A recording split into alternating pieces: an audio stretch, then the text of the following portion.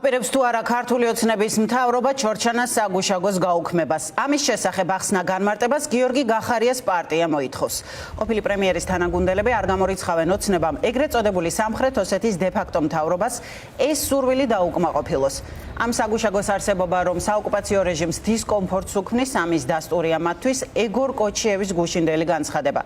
არალეგიტიმურ მთავრობას იმედი აქვს, რომ მას შემდეგ რაც ივანიშვილის პარტია მის ყოფილ ლიდერს ბრალდებები წაუყენა, ის ჩორჩანაში საგუშაგოს დაანგრევს. ოკუპანტისთვის ბოდიშის მომხდელი გიორგი ანწუხელიძის გმირობის გამაუფასურებელი საკუთარი ქვეყნისთვის ომის დაწყების დამბრალებელი ოცნება ცხინვალის საოკუპაციო რეჟიმმა საქართველოს ეროვნული ინტერესების ღალატში ამხილა. ცხინვალის საოკუპაციო რეჟიმის დელეგაციის ხელმძღვანელმა ეგორ კოჩიევმა გააკეთა საგანგაშო განცხადება.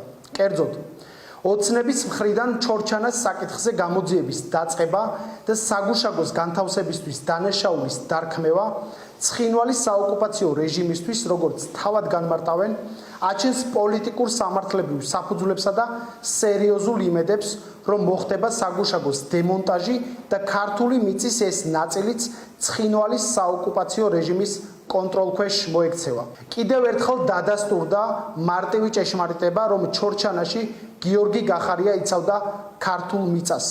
მის წინააღმდეგ შეთითხნილი 20 წლიანი საქმით კი ოცნება გამოუსწორებელ ზიანს აყენებს საქართველოს ტერიტორიულ მთლიანობას და ცხინვალის საოკუპაციო რეჟიმის ინტერესებში მოქმედებს.